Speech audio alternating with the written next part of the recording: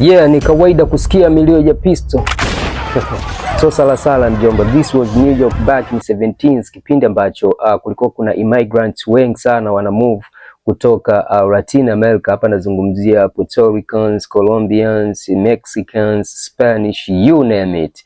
Watu kibao walikuwa wamejikita katika vitongoji tofauti tofauti vya New York wakati ule. So hii ikapelekea kitu kimoja kinaitwa mgongano wa kitamaduni. Ukumbuke ni kwamba watu hawa wanatoka maeneo tofauti na bado hawajaweza kujamiiana vizuri. You understand? Lakini pia kukaongezeka sana au kushamiri kwa mambo ya ubaguzi wa rangi. You know, watu wanapokutana, people of color, you know, kuna some insecurities. So that was the picture of New York. It was a Babylon of its time. Bila kusahau madawa ya kulevya yalishamiri kupita kiasi. So it was hell on earth. So kwa watu walio experience, that's why unamsikia Jay-Z kwenye Empire State of Mind anasema half of you won't make it. It was difficult kuishi New York. It was a tough city ever, you know. So at some point watu wakaanza kuipa majina, wengine waliita the rotten apple, wengine wakaita the bankrupt city, na mamlaka pia zikafikia hatua ya kupalebo as the fear city, kwamba ni mji wa kuogofya. So as I said earlier, it was Babylon of its time. So ilikuwa kwa mzazi yoyote asingependa mtoto wake kukulia New York, haikuwa sehemu sahihi kwa malezi ya mtoto, especially kwa mtu ambaye alikuwa na option ya kwenda sehemu nyingine. So this is what happened kwa Hafen Shakur, ambaye aliona kabisa mazingira sio favorable na hawezi kukulia kijana wake katika mazingira yale, hivyo akaamua kushift na kijana wake Tupac Shakur ambaye waliondoka akiwa na miaka 11. And at that point tayari Tupac alikuwa ameshaonyesha interest yake hususan katika mambo ya sanaa. So after there walivyotoka New York wakahamia mji mmoja unaitwa Baltimore, Maryland. Walivyohamia Baltimore, Maryland, ambako huko mama yake akawa na vishughuli vya hapa na pale vya kujishughulisha, lakini Tupac akawa amejiunga na shule ya sanaa, Baltimore School of Arts, huko ambako alikutana na watu kama kina Jada Pinkett na watu wengine tofauti tofauti. It's a story for another day. Na alishawahi kukiri pia kwamba ni sehemu ambayo aliwahi kujifeel safe kuliko sehemu nyingine yoyote. Na hiki ndicho kipindi ambacho tayari alishaonyesha passion kubwa kwenye mziki na tayari amejipa jina la kisanaa ambalo alikuwa anajiita MC New York. So from MC New York mpaka kuja kuwa West Side representative. What happened? This is why niko hapa leo, au sio? So if you think life was easy, then you're wrong. Hata Baltimore pia maisha hayakuwa rahisi kama vile ambavyo wengi tungefikiria, kutokana na kwamba yalikuwa ni mazingira ya amani. Of course yalikuwa ni mazingira ya amani, lakini bado ilikuwa ni mtihani mkubwa kwa familia hii, na hii ni kutokana na kwamba na historical background. Hafen Shakur, kama tuna kumbukumbu sawa ni kwamba alikuwa ni miongoni mwa memba au wa kwanza kabisa wa kundi la The Black Panther, kundi ambalo lilikuwa likishughulika na haki tofauti za kudai haki za watu weusi. So kundi hili at some point katika nchi ya Marekani lilishawahi kutangaza kuwa the public enemy, kwa maana ni adui kwa taifa. So baada ya status hiyo, you know what's happened, watu wengi wali lose their jobs, ilikuwa ni ngumu sana hata kuajiriwa na nini. So the same situation ilikuwa inatokea kwa Hafen Shakur. So pamoja na kuforce kuungaunga vibarua vya hapa na pale, at some point akaona kabisa she's not making it. Umenielewa? So hiyo ikaanza kumstress. So kila siku akiendelea kuiwaza ilikuwa inaendelea kumstress, hali iliyopelekea akaanza kutumia madawa ya kulevya. This is what happened mpaka mama ya Tupac akajikuta ameingia kwenye issue ya madawa ya kulevya. So baada ya kuingia kwenye madawa ya kulevya, hali ikaendelea kuzoofu siku hadi siku. So baada ya miaka 4 hapa Tupac akiwa na miaka 15 peke yake, familia ilifanya maamuzi ya kutoka pale Baltimore, Maryland na kuelekea Marina Bay, karibu na pwani ya magharibi huko, ambako ni mji ambao upo karibu na mji wa Los Angeles. So why Marina Bay? Yes, of course, Marina Bay ni sehemu ambayo mama wa mama yake na Tupac, kwa maana ya bibi yake, ndipo alipokuwa anakaa. So ukiangalia kina Tupac bado walikuwa ni underage, so hawawezi kuwa chini ya uangalizi wa mzazi ambaye tayari ameshaanza kutumia drugs. So hata kwa usalama wa watoto ilibidi wa move waelekee kwa bibi, ambako kulikuwa ni Marina Bay. So wamefika Marina Bay, So jamaa baada ya kufika Marina City akajiunga kwa mara ya kwanza na kundi la muziki la mtaani ambalo bado lilikuwa lijafanikiwa, lilikuwa likifahamika kama Strict Dope, ambapo hapo aliweza kukaa kwa mwaka mmoja. We all know, wote tumepitia hizo hoods kutengeneza foundation tuseme. So it was first page kwenye ukurasa wake ilikuwa ni katika kitabu chake cha maisha yake ya muziki. Pale ndipo kwa mara ya kwanza kabisa alianza movement akiwa na Strict Dope. So alipojiunga na Strict Dope akakaa pale nafikiri mwaka mmoja kabisa akiwa hapo Marina kwa bibi yake mpaka alipofikisha miaka 16, 17. And then as I told you earlier ni kwamba Marina City yenyewe ipo karibu kabisa na Los Angeles, California.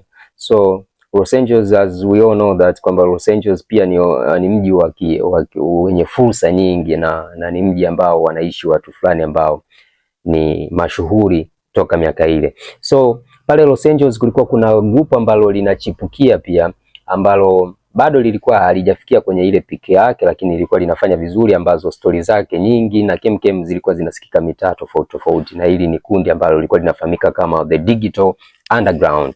So Tupac aliona kabisa kwamba Digital Underground inaweza kuwa ni moja ya nyenzo zake kwa yeye kufika pale ambapo anahitaji kufika. So the idea was ni kutoka Marina City sasa kusogea karibu kabisa pale mji wa Los Angeles, na ikawa hivyo. Baada ya huo mwaka kukamilika, Tupac akatoka sasa akiwa na 16 au 17 years old, akatoka kutoka Marina Bay kuelekea Los Angeles, California kuendelea kukimbiza ndoto zake. So alipofika Los Angeles, California akawa ni mtu ambaye anakaa maeneo ya karibu na lile kundi ambapo wanakuwa wanafanya mazoezi ya hapa na pale. Nazungumzia rehearsals na nini, sehemu ambapo bendi ile ilikuwa ni kundi lakini pia ni kama band, kwa sababu you understand. So jamaa alikuwa achezi mbali na maeneo yale kuhakikisha anaangalia namna gani watu wanafanya na vitu vinafanyika, na pengine anaweza akapata nafasi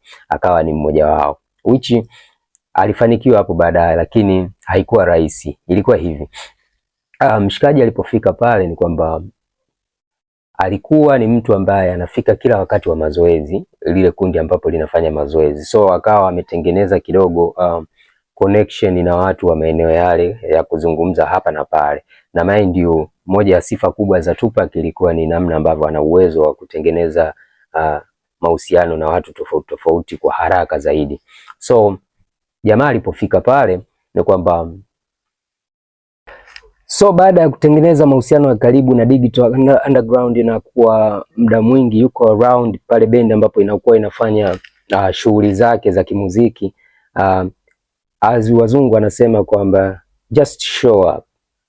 Hiyo ikaendelea kumtengenezea nafasi zaidi, lakini manager wa bendi ile ambaye alikuwa ni manager wakati ule wa bendi ile, bwana Anthony Gregory, akawa amemuita leading singer ambaye alikuwa ni Shock G, kiongozi wa kundi, na kumwambia kwamba hivi talent unaionaje, ingawaje anakuwa anaimba imba pembeni na nini, lakini I think kuna potential ndani yake, wewe unakionaje hichi kitu? Jamaa akasema of course na I can smell it, lakini what do you want me to do?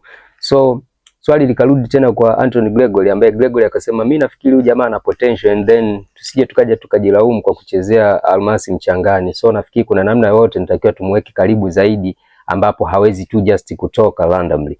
So jamaa akasema what do you suggest? Anthony Gregory akamwambia okay, mimi nataka awe sehemu ya kundi, kwamba aongezeke katika kundi, kitu ambacho Shock G akukipenda. Akamwambia kabisa no, I think tunatosha, tuko wanne na nafikiri tumezoea hivyo na namna ambavyo tunaweza tukajiendesha, so I think hakuna tena haja ya kuongezeka mtu mwingine. So akasema okay, lakini kuna namna yote ambayo nafikiri tunaweza tukamfanya huyu jamaa endelee kubaki kuwa karibu na sisi bila hata yeye pengine hata kufahamu. So wakasuggest, wakakubaliana wao wawili kwamba okay, tumpe kazi ya kubeba vifaa. Kwa sehemu yote ambayo tutakuwa tunazunguka, basi jamaa atakuwa anazunguka na sisi, then anatusaidia kubeba vifaa. So walipokubaliana pale, then wakatawanyika. Lakini Shock G kupitia biography ya Tupac iliyoandikwa na Stark Robinson anasema kwamba hakuna wakati mgumu kama ule, ilikuwa ni kufikisha ule ujumbe kwa Tupac kwamba hatutaki kukusajili wewe hapa kama msanii, lakini tunataka tukuweke kama mtu wa kubeba vifaa. Kwake alifikiri kama it kind of disrespect na nini, so hakuwa tayari kumuona Pac akiyapokea yale mazungumzo. So lakini anasema kiume, nilimfuata Tupac and then nikamwelekeza hali halisi kwamba tumediscuss issue yako na nini, na then tumeona kwamba nafasi unaofit katika kundi letu ni kutusaidia kuhusu vifaa vya muziki, utakuwa unatusaidia kumove kutoka sehemu moja kwenda sehemu nyingine. Lakini Shock G anasema alishangazwa sana na reaction ya Tupac kwa sababu alifikiri labda ni mtu ambaye atakuwa disappointed and stuff like that, lakini mshikaji alionyesha kufurahishwa zaidi. Like ilikuwa ni opportunity yake ambayo alikuwa anaitafuta kwa muda mrefu. So you can say kwamba Tupac yeye kwake ilikuwa anatafuta namna gani ambayo anaweza akawa kolikoli na wale jamaa, sio hata kama ni kuimba, lakini aliamini kabisa kuwa nao karibu na kuweza kujua wanataka kufanya nini na kuwa ni sehemu ya, aliamini ni moja ya nyenzo ambazo zitamsaidia zaidi kufika pale juu. So Tupac akawa amekubaliana nao and then akawa part of the team.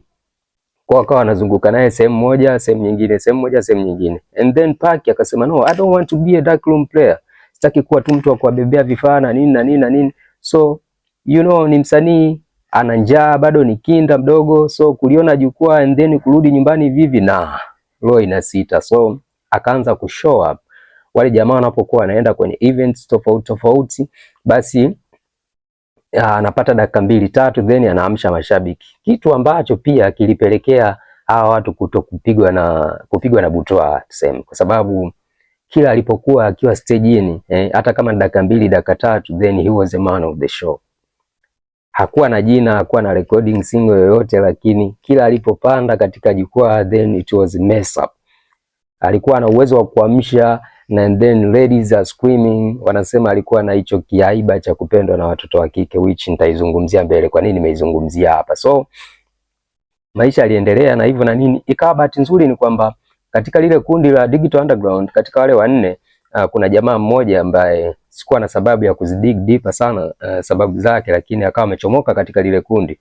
So obviously wakawa natafuta mbadala, then hatuwezi kwenda mbali wakati tayari kulikuwa kuna mtu wa intern hapa. So wakamchukua Tupac akajiunga pale. So akawa naye ni mtu ambaye anaimba zile sehemu ambazo ule jamaa alikuwa anaimba, yule ambaye ameshatoka kwenye bendi. So akaendelea kutengeneza mashabiki wake taratibu, lakini akaendelea ku trust kwenye kundi na viongozi wake taratibu. Hiyo ilikuwa ni mwaka 89. Sasa huo mwaka 89 mwishoni, bahati nzuri lile kundi likawa limepata mwaliko kutoka kwa kundi lingine ambalo ni kubwa sasa, countrywide, linafanya vizuri pengine na global kabisa. You know, Public Enemy. So Public Enemy walikuwa wanatarajia kufanya tour yao ambayo ilitakiwa ifanyike mwaka 90. Tour iliyokuwa inafahamika kama All Black Republicans. So katika ile tour ni kwamba waliwaalika Digital Underground kama kundi moja ambalo watazunguka nao sehemu zote. So this was big news kwa Pac kuliko pengine kitu chochote, kwa sababu sio tu kwa sababu anazunguka ziara ya nchi nzima, lakini kwa sababu majina yaliyoambatana na ile ziara ni kwamba ni majina ambayo ni watu ambao alikuwa anaota kufanya nao shughuli. Guess what? Ni kwamba kulikuwa na Public Enemy, wakina Chuck D wamo ndani, ambao ni watu ambao yeye mwenyewe alikuwa anakiri kabisa kwamba alikuwa anatoroka shuleni kwenda kuwasikiliza.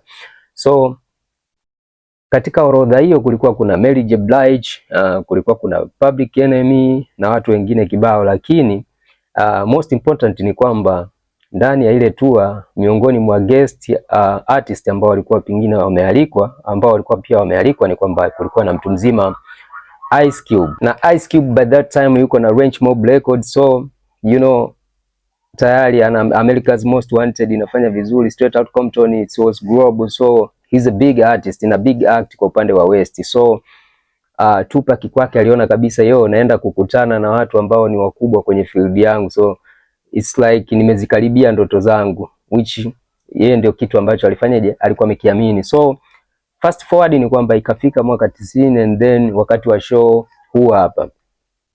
So walipokuwa katika shows, as I told you earlier kwamba Tupac alikuwa ni mtu ambaye ana uwezo wa kutengeneza marafiki, anaweza kuwa na urafiki na mtu kwa haraka zaidi, ni mtu ambaye ana uwezo kujichanganya, very charming na vitu kama hivyo. So even wakati wapo katika tour ni kwamba alikuwa ni mtu ambaye hawezi kukaa sehemu moja, ni lazima kazunguke katika vyumba vya wasanii tofauti tofauti, maeneo alipokaa na nini na nini, na hapo ndipo kwa mara ya kwanza akakutana na mwanadada anayeitwa Yoyo, Miss Yoyo, au wengine walikuwa wanapenda kumuita Yolanda Whittaker. Huyu Yolanda Whittaker alikuwa ni miongoni mwa wasanii ambao walikuwa chini ya wings za Ice Cube. Nielewe hili, hakuwa chini ya Range Mob Records kwamba ni signed artist, lakini alikuwa chini za wings za Ice Cube. Ice Cube ni kama mtu aliyekuwa anamsupport kwa sababu you know that gangster mentality ambazo walikuwa nazo akina Ice Cube. So hata kwenye kundi tu ile kitendo cha kuwa na mwanamke katika kundi ilikuwa ina sound kama ni vitu fulani vya vijakaa kigangster. So alikuwa anamsupport as msanii tu ambaye yuko pembeni, which nitakwambia tena baadaye kama ilikuwa ni support for free au kulikuwa na something else. So katika kuzunguka ndipo Pac akakutana na huyo bidada ambaye anaitwa Yolanda Whittaker au Miss Yoyo. So then wakawa wametengeneza friendship. So tour wamezunguka. So yeah, ni kupitia tour hiyo ya Public Enemy ni kwa mara ya kwanza Tupac aliweza kukutana na Ice Cube as I told you, lakini pia akawa na access kwa sababu tayari alikuwa na bondi na mtu ambaye yuko chini ya wings za Ice Cube ambaye ni Miss Yoyo. So fast forward ni kwamba ule mwaka 90 ulikuwa umeshaisha. 91 Tupac kwa mara ya kwanza sasa akawa anatengeneza status yake kwenye rap scene, akawa ameachia ngoma yake ambayo ilikuwa inafahamika kwa Brenda Got a Baby kwa jina. And then later that year akawa ameachia album yake ya kwanza ambayo ni debut album Tupacalypse Now. So album ikawa inafanya vizuri and then Tupac akawa ni hot cake by that time. Lakini mind you ni kwamba Tupac ni rising star, lakini later that year ikawa imetoka pia movie ambayo Ice Cube alikuwa pia ameshiriki kwa mara ya kwanza, ilikuwa inaitwa Boys in the Hood, movie ambayo imekuwa directed na director John Singleton. So movie pia ikawa imefanya vizuri zaidi. So mind you tayari alikuwa na status fulani Ice Cube ambaye ni mkubwa kwa upande wa West. So now movie ikawa imemuongezea tena popularity zaidi. Of course he's a mega superstar wakati Pac tayari ni rising star. So kwa 91 kwa umepita, lakini tunaingia mwaka 92. So yeah, script ikafika mezani kwa Ice Cube and guess what? Ice Cube akatemana na ile deal kwa sababu anasema ile movie ilikuwa inahitaji mwanaume ambaye kwanza alitakiwa awe ni weak kwa mwanamke, kitu ambacho mtu mwenye gangster mentality kama yeye aliona kama hawezi kufit in. So ikawa ni mtihani kwa bwana John Singleton. Wakati anaskuti anaumiza kichwa mipenyezo na taarifa za chini kwamba kuna dogo mwingine ambaye anakuja vizuri sana and we think that is a perfect character kwa hiyo movie ambayo inazungumza. So suggestions zikawa kibao and then akaona why not, ngoja nijaribu kutupa shot kwa mshikaji. So akawa amemtafuta Tupac and then Tupac alivyoisoma ile akaona why not, naweza nikafanya, inaweza ikawa ni kitu kingine ambacho kanifungulia milango mingine. Mind you ni kwamba bado Tupac hajawa ni mkubwa yule ambaye Tupac wewe unamfahamu. So kitu kingine ambacho kilikuwa kinafurahisha zaidi ni kwamba ndani ya hiyo movie character ambaye huyo ni mwanamke ambaye alitakiwa wacheze naye humo ndani Ice Cube akaruka, ni kwamba alikuwa ni Janet Jackson. We all know Janet Jackson and by that time alikuwa tayari ni msanii mkubwa sana, ni mega superstar wa dunia. Sales kibao na records za kutosha, unit ya kuact na superstar wa dunia kama Janet Jackson. Why not? Aweza akapiga teke kapula hela hilo. So mshikaji akatia wino and then movie kafanyika. So baada ya kufanyika ile movie and then ilipokuja kuachiwa movie ilifahamika kwa jina la Poetic Justice. Kwa wale ambao mmeitizama cover yake unaweza kaiona hapo chini. So ni movie ambayo ilipokelewa kwa ukubwa mno, na cha kushangaza zaidi ni kwamba critics zote zilikuwa zikipraise namna ambavyo character imetendewa haki na mtu mzima nani? Tupac. So jina la Tupac likawa midomoni mwa watu, jina la Tupac ndani ya billboards, jina la Tupac everywhere. Lakini bado kwenye mafanikio ya muziki hakuwa mkubwa kama wewe Tupac unayemfahamu. So movie ile ilimpushi kwa nafasi kubwa sana na ikampeleka sehemu nyingine. Lakini cha kushangaza ni kwamba kila alipokuwa akiojiwa mtu mzima Ice Cube kwamba wewe ndio ulideserve kucheza ile nafasi, lakini ikawaje tena umeturn down deals na nini vitu kama hivyo, hakuwa na good response kwa waandishi wa habari. Alikuwa anasema I'm not a circus na vitu kama hivyo, kwamba mimi sio mtu fulani ambaye naweza nikaanza kumnyenyekea dem na vitu kama hivyo. So kile kitu japo watu walianza kukitafsiri kama ni shorts kuelekea kwa Tupac kwamba aliyekubali kucheza ile movie so is a sucker. So Tupac akawa ameendelea kuchill kwa sababu unajua kabisa at that time hakuwa na hiyo power wala sio mkubwa hivyo kuweza kwanza kubishana na watu ma legend ambao wameisimamisha West Coast kama Ice Cube. So Tupac akawa kwenye, so maisha yakawa yanaendelea and then Tupac akawa sasa mama wa Tupac mwenyewe ambaye ni Afren akawa hali yake imeshaanza kutengemaa sasa.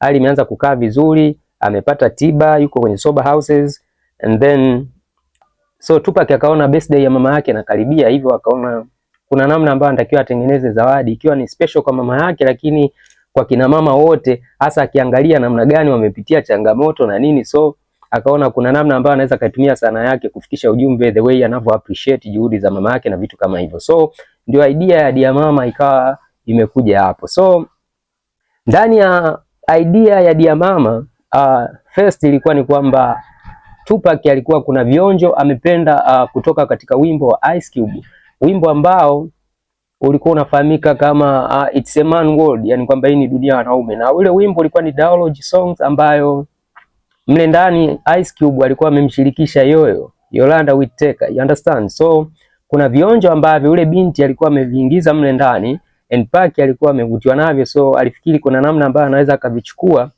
vile vionjo akavitia kwenye Dear Mama, ikawa ni mzigo mzito zaidi na ikamfikisha mbali zaidi. Kiukweli alikuwa ni ngoma ambayo yeye alikuwa na ndoto nao kubwa sana, aliamini sana katika ngoma ya Dear Mama, and then kweli akawa amemapproach Yoyo, and by that time wanasema tayari mahusiano yao hayakuwa tena kama mwanzo, they remained as a friends. So alipomcheki Yoyo kwamba unaweza kanisaidia vitu hivi na hivi na hivi na hivi, so Yoyo akasema why not, ngoja nichekeche niangalie vile vitu kama na namna gani naweza nikavifanya. So wakapanga hadi studio session na nini, wakakubaliana and then wakafanya hivyo vitu.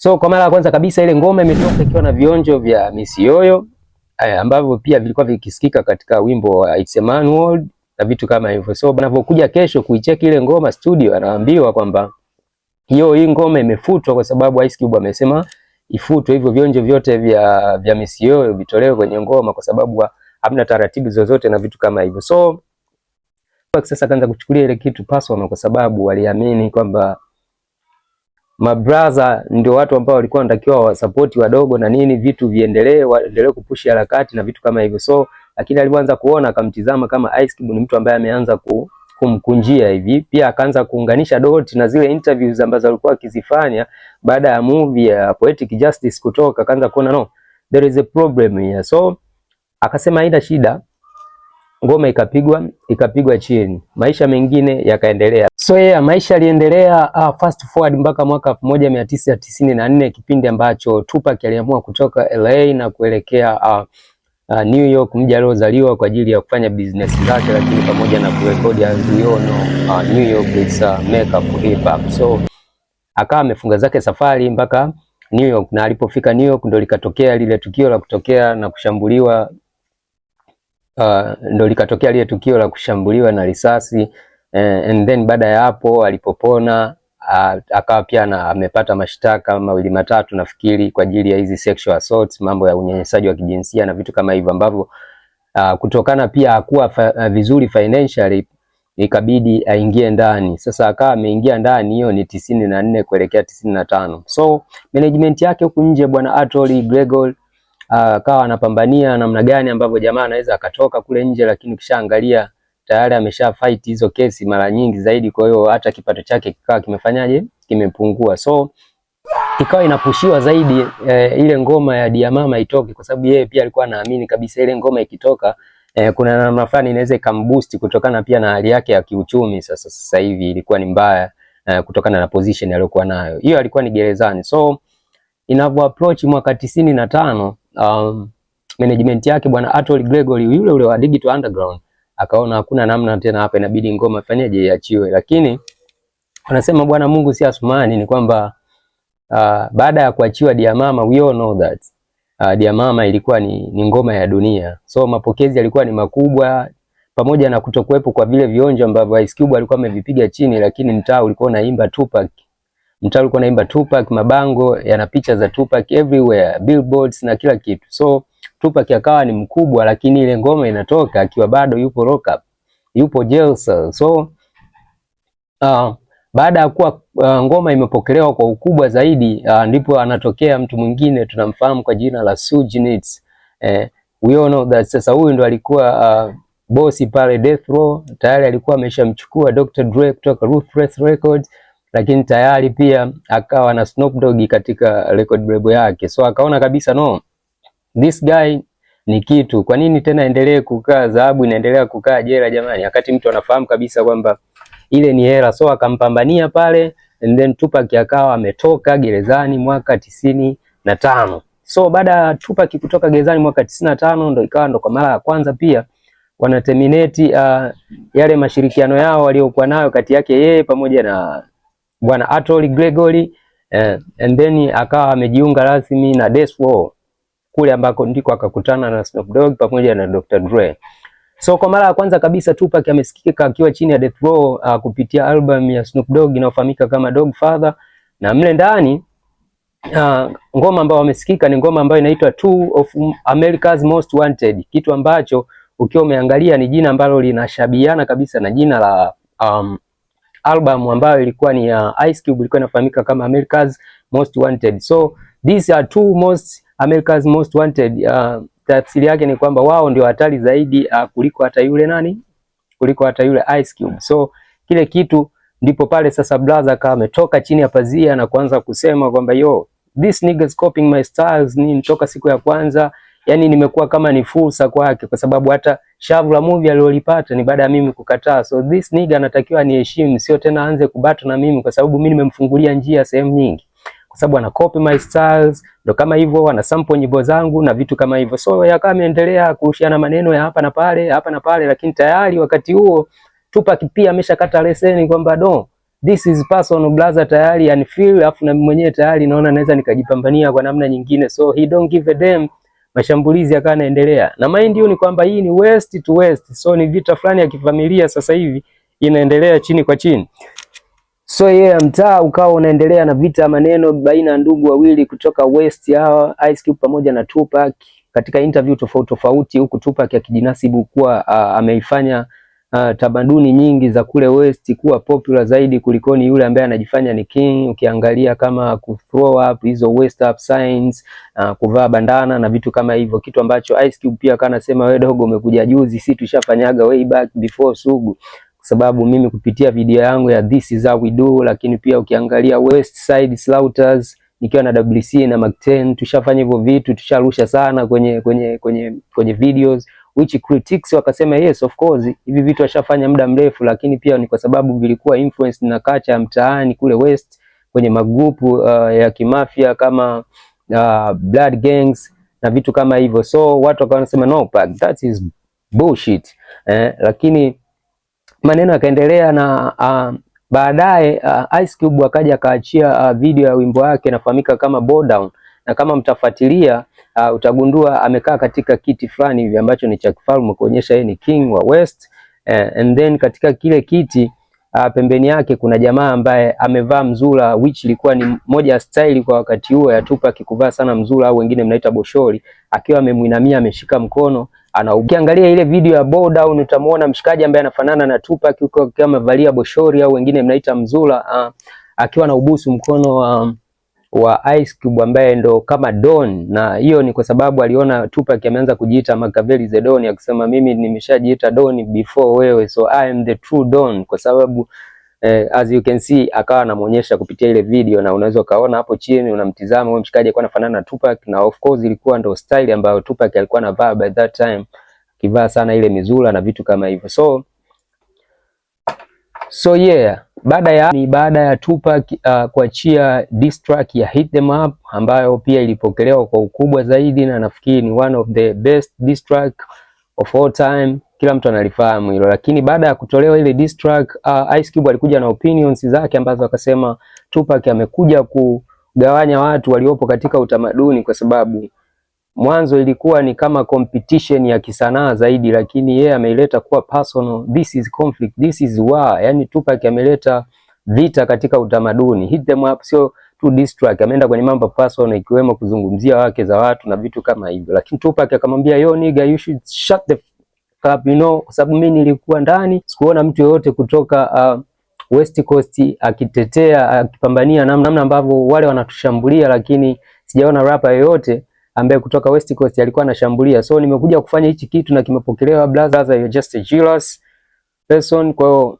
haunisumbui. Yani wewe nakuuma, unatamani vitu ambavyo unavifanya sasa hivi ungekuwa umevifanya chini ya kapeti. Ni kwamba ukiona wanaume wamekosana, yani ile kindaki ujue ni kwamba chanzo ni mwanamke. So hata watu wa pembeni yao wanadai kwamba from the first time wamekutana hawa jamaa, na ile vibe ambayo aliwaona baina ya Paki pamoja na Miss Yoyo, tayari mtu mzima akuvutiwa na hata kidogo, kwa sababu inasadikika pia naye za chini chini alikuwa yale ilikuwa ni mazingira yake. So alivyoona Paki ndo vile tena kapokonya mtoto na nini, na mtoto akamwaminia sana Mnyamwezi, jamaa akaanza kukunja, inasemekana. Like Charlotte, this is Really Kalonji Podcast, Chizo Drama is my name. So usisahau kusubscribe, kulike, kucomment, kufollow, whatever man.